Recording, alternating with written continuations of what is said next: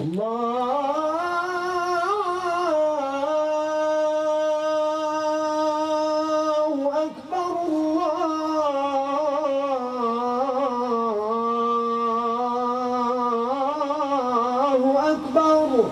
تھا Trafalgar square London کا نظارہ مئی 2019 میں، اور یہ ہے ٹرافالگر اسکوائر آج۔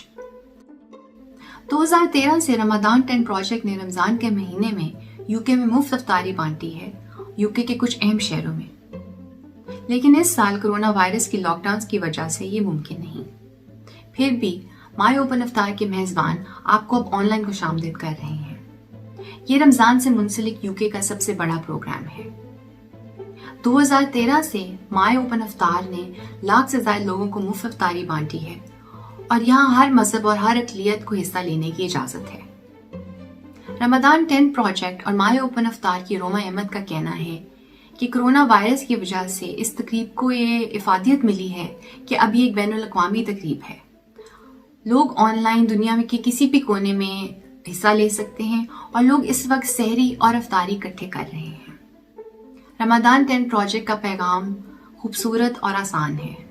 By inviting people to our traditions and to our cultures and our practices, and really just asking them to come and understand why we do things, and why we fast, and how Ramadan is so much more than just abstaining from food and drink, and really just educating other communities, and at the same time for people who are Muslim to learn about other cultures and other religions, or people who may not practice a faith at all, understanding more. So I'd say turning strangers into friends is a huge core value for us, which is something we find happening every single day in our normal open iftar events, but also bringing communities together.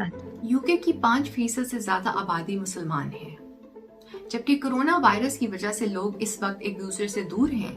رمضان اس سال ایک بہت ہی اچھے وقت پر آیا ہے تاکہ اس مبارک مہینے میں لوگ ایک دوسرے کے قریب آ سکیں۔